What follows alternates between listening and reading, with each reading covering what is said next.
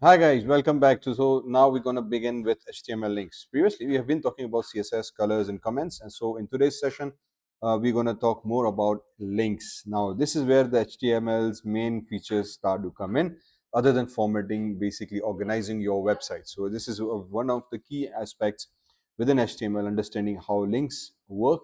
So without further ado, let's begin with it. So now links are basically found almost in every single page. These are considered as the hyperlinks, meaning that the text on which when you click on it, it takes you to a different page or loads something. In other words, these are what we sometimes refer to as action text as well. Means when you when you click on this link or when you click on these text, they perform certain actions. So if I come here, see this Java, it's written here, but they are links. When I click on it, it will load a new page. If I click on previous, this is a text, it will behave like a button, but technically it's a link. And when I click on it, it will take me to the previous page. Similarly, next, if I click on it, so there becomes an action event. So every time we have a content or of text on which when we want user to click, and in response to that, certain actions happens, which basically is loading a new page. Basically, we need to use links. So links, you can click on any link to jump to another document. That's the whole gist of it. When you move the mouse over a link, the mouse arrow will turn into a little hand. That's the key thing to identify, to know that when we are using links. So every time we go over a link, it will basically turn into a little hand. Every time we are over a normal mouse, normal content, it's basically a simple text. So every time we over a particular link, that's how we identify that our mouse cursor icon has changed. Okay, so do keep this thing in mind. So now let's come to the syntax of HTML. How does HTML link work or does look like? So basically, in order to use the HTML links, we use this A tag. We use this A tag, which sometimes is known as the anchor tag.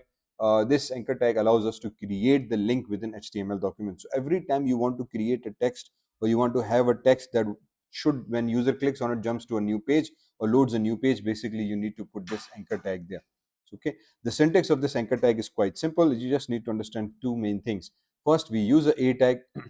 Then it has an H reference. This H reference is basically the URL. So H reference stands for hyperreference, means whenever we click on the text between these two anchor tags, that this text will basically redirect us to this new URL. Okay. So the two main things within anchor tag are that first we use anchor tag, second we use H reference, and then within these two anchor tags we provide the text on which the user needs to click. And when they click on this text, it will take us to this URL. Do keep in mind, instead of this text, I can use a graphics or image as well. So we can have an image that allows us to use any that can be used as any link as well. So the most important attribute of anchor tag is H-reference. So we need to understand with that. The link text is the part of the visible to the user. So this, whatever is used here, is basically visible to the user. So this is where whatever we write. So this can be an image, this can be a text as well. So clicking this link text will send the reader to this specific URL address. So whatever address we provide here, when user clicks on this text, it will take it here. Let's see an example of this in live running. So when we load the code, basically what happens is that we see a paragraph, we see an anchor tag, and then we see something called visits W3Schools website. Now, if I hover my cursor over this, you can see this, the link appears. There's an underline with it. It has a different color as compared to a normal text. This all are by default done by HTML and the browser. That's the first major aspect that you need to understand. Whenever we use anchor tag, three main things happen with it. First, the color changes. Second, there's an underline automatically over it. Third, the cursor changes to the pointer. These three things automatically happen and we're not involved anything with it. And obviously we can control that, we can change that, we can modify that through CSS as well, and which we will be doing. That's how these links are created, when they just change the behavior of it, but they keep the functionality inside it. The functionality is that when user clicks on this link, it will load up a new page. How this new page loaded is because we use an anchor tag behind this text, and within the anchor tag we provide H reference, which is a hyperlink reference to this particular URL. So you can have a URL here, or you can give a particular address of a web page itself as well, or a file that you want to load, or a PDF file that you want to show, or an image that you want to show, XYZ. Any file that you want to use, any resource you want to use, basically you can put it here. As long as it's the text, user clicks on it, it's visible to some way, basically you can use that. Okay, so that's one way of doing it. The second thing is that by default links will appear as follows in the browsers. So an unvisited link is basically underlined and blue. A visited link is underlined and purple, and an active link is underlined and red. So these are three things that we need to keep in mind as well. So once we click on a particular link, okay, so if I rerun this page, so it's appearing as purple underlined because we have already visited this link. But if once it's hovered over there, you can see it's a light red. If I don't know whether you can see it here, it becomes a red color that indicates that the link is currently active, and so on and so forth. So three things, again, do keep this thing in mind. Then within our HTML links, we add additional attributes like where this link should open. At many times you see that if you click on the link, actually it doesn't load on the same page, it opens a new tab.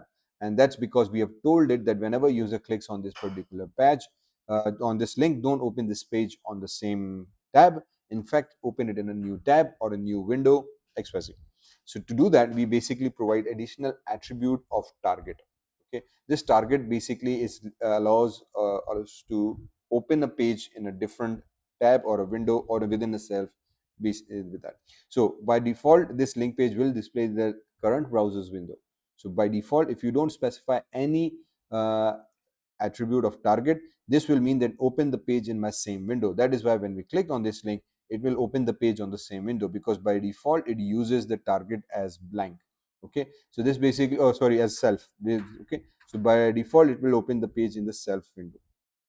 However, we can specify it as blank. By blank means open the document in a new window. By default, the self is selected as a property value, which means open the document in the same window as which has been clicked on. So let's see a few examples of this before we go further in that. Okay, so if you run the code here and you want to explore the examples, you will see that there's a link here, W3Schools, and target is blank. By this, we means that every time we click on this, you will find that it opens a new tab and the window browser is opened here. Okay, because we have set the target attribute is equals to underscore blank. Now these values are predefined, so you have to use the same values. If you use anything else, mess it up, spelling change, by default it will become self. So if by default we use what we call self, so if I write self here, it run this code and then I click on it, see this, the web page opens in the same window. That's because it's self. But if I use this as blank and run the code, now if I click on it, it will open a new tab and open that particular website or web page on a new tab. Okay, that's how basically this works. Similarly, we have a different aspect on it. So mostly we use self and blank on it. Parent basically means that open the document in the parent frame, or top basically means that open the document in the full body of the window. So within the window, open it in full body. Further on, we basically need to understand how we use these URLs. Now, when we provide the path to this H reference, there are two basic ways of doing and using these paths. And this is a constant throughout programming. So if you are using programming first time, this is quite essential to understand. And we will be using this throughout the programming. No matter what language we use, we basically talk about something called absolute path or relative path. Because we are using URLs in HTML, we have been talking about something called absolute URLs or relative URLs, basically meaning same thing. So this basically means that every time you're referring to an external file, what path mode you are using. So in this case, absolute path basically means that we provide complete path to a particular location. Okay, and relative path means we just provide the relative file name, assuming this file name exists within the same folder as my current directory is. Okay, so if I have my file that is saved in exactly the same folder where my original file is saved, then I no need to provide the complete path. I just provide the current file name. So let me give you one more example of this. So for example, if I write another link, a tag, and this is absolute path 2, and then I close the a tag reference. Okay, so currently if I run this, see this, it's not behaving as a link, even though we have used the link here. Do keep this thing in mind. Sometimes you ask this in the exam questions and interview questions as well. If I use just an a tag, because it is an anchored, but this, it does not behave like an anchor because we have not specified the hyper reference path exactly. So we do need to keep in mind as well that, hey, whenever I try to use this, I need to provide what we call the path with it. Okay, so if I come here now, if I use h reference is equals to path, and I say, hey, listen, go to C drive, there's folder called my documents. Within my documents I have a folder called W3Schools schools. Within W3 schools I have a folder called HTML, tutorials, and then within HTML tutorials I have links folder. Within links folder I have example.html file. Now what does this basically mean? This is another example of absolute path. Okay, so if I run this code, now see this behave like a link because we have provided an H reference. If I click on it, this will load up this complete path for me. This is an example of absolute path where an entire folder link has been provided from C drive to my drive. Okay, if I'm going to do the same thing in terms of relative path, okay, so what I will be doing is I will be using absolute anchor tag again, and I will say, hey, this is a relative path, and then backslash anchor tag. Then come inside the anchor tag, we provide the h reference is equals to, h reference is equals to in the inverted quotations, and I will say, listen, example.html. That's it. This time we don't need to write this entire path name, because this is what we say relative path is. In the relative path we just provide the file name, but how does it know that where the file name is? Here's the key thing: for a relative path you have to ensure that the file that you want to access is in the same folder as your current file. So if this is my HTML document and this is saved in something called, for example, this thing, let me come here, and let's just copy this thing. Okay, so let's just say this is my file name, and I can go write a comment here, file name path or folder path. Okay, so this is where my project folder is, project folder. So I have my project folder here and I've saved it in this particular path. Okay, I said no problem, wonderful, perfect. So that basically means that this file that I'm currently working on, this HTML file, for example, link one.html, this is the link one file name as. Okay, so I've saved it in the same folder as link folder. Then because I'm going to use another file called example.html that is going to load when I click on this file, I save this file also in the exactly same folder. That way I will make sure that both these files, link1 and example.html, are in same folder. If I have put this thing in the same folder, then I don't need to do anything else. All I need to do is just write the file name. That basically means that I'm clicking on this link with it. Okay, so that's whole idea behind absolute and relative path. Okay, similarly we can go and use the links within our images as well. So this path link works with an image as well, and this image can behave as a link as well. So if I click on this code here, this is basically what it means. So for example, we have an image of anything. Okay, you can create this HTML page, paragraph, we have an anchor tag here, and then within anchor tag, instead of writing the text, I am writing the link tag here.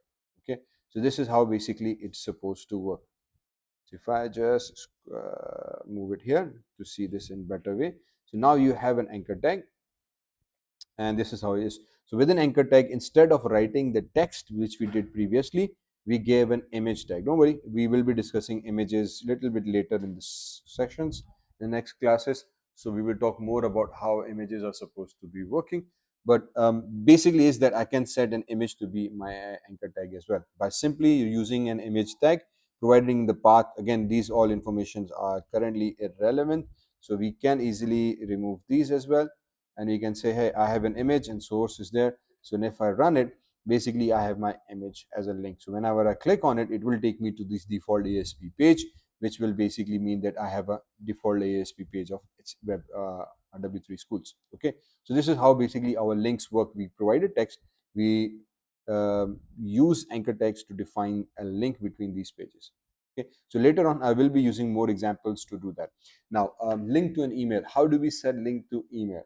Again, same way, exactly. The only thing is that within our course now, within our path, we provide something called mail to. So we just use the same anchor tag, h reference. Instead of providing the path of a file, when we want to send an email, or when we want to have a button where when we click on this, it sends us an email. Okay, see this, it says now you want to send an email, open it into your mail client, that's it. Or how did it knew that we are trying to send an email, not load a page? Based on the h reference path. So here we have provided it a specific keyword called mail to. By using this mail to keyword, we are telling the browser that this is not a file, but I want this to be an email. Use this email address here. So every time you see this mail to link, email me, contact me link throughout your websites, basically we use the anchor tag h reference and we provide this mail to colon the name of the email address. That's how it works. Moving further, similarly, there's other variations of links called button as a link. So how do we set this button as a link? So if you can see this is a button. How do I change this button to be a link? In order to do that, we don't use anchor tag. Now this is a little bit different. We will be using these with JavaScript more appropriately. But what we do is we create a button. This is another HTML tag. Okay, so this button will allow me to have a button as a real button, and when I click on this button it changes the path. But instead of, because this is not an anchor tag, we do not use what we call hrefs. Instead we're providing something called onClick. OnClick is in fact a JavaScript's event. So it's an attribute associated with HTML, but it is used with JavaScript. So every time somebody clicks on your web page, this onClick event is triggered, and based on that we provide the JavaScript code that when user clicks on this button, what I am supposed to do.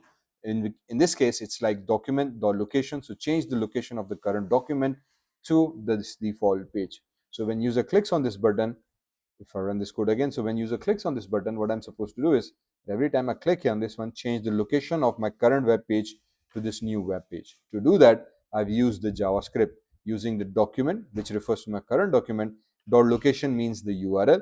So the current URL of the document, change it to this new default .asp page, which will load up this new default ASP page. So this is how we can use button as a links as well.